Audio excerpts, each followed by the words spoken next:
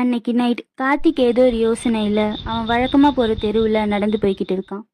அங்கே street light வெளிச்சத்தில் ஓரமாக ஒரு பொண்ணு நின்றுட்டு இருக்கா. முதல்ல அவன் அந்த பொண்ணை கவனிக்கல.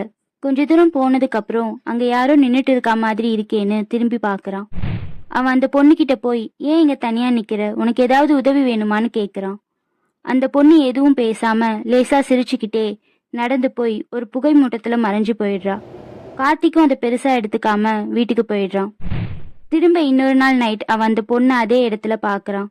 அவன் திரும்ப அந்த பொண்ணுக்கிட்ட போய் பேசுகிறான்.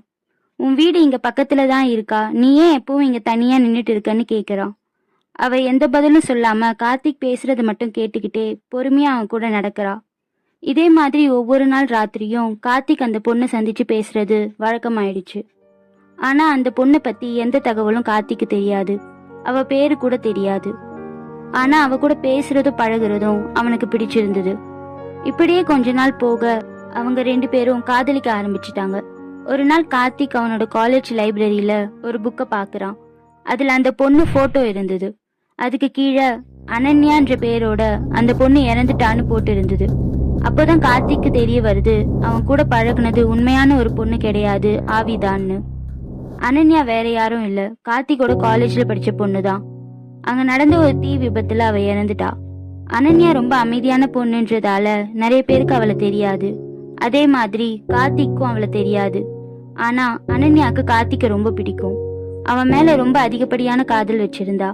அத கார்த்திக்கிட்ட சொல்ல போறதுக்கு முன்னாடியே அவ அந்த விபத்துல இறந்துட்டா. அந்த புக்கை பார்த்த அதிர்ச்சியில கார்த்திக் அனன்யாவை தேடி அன்னைக்கு ராத்திரி போறான். அப்போ அனன்யா நடந்த எல்லாத்தையும் அவன் கிட்ட சொல்றா. அதை கேட்ட கார்த்திக், உன்னை மிஸ் பண்ணிட்டேன் அனன்யான்னு சொல்லி வருத்தப்படுறான்.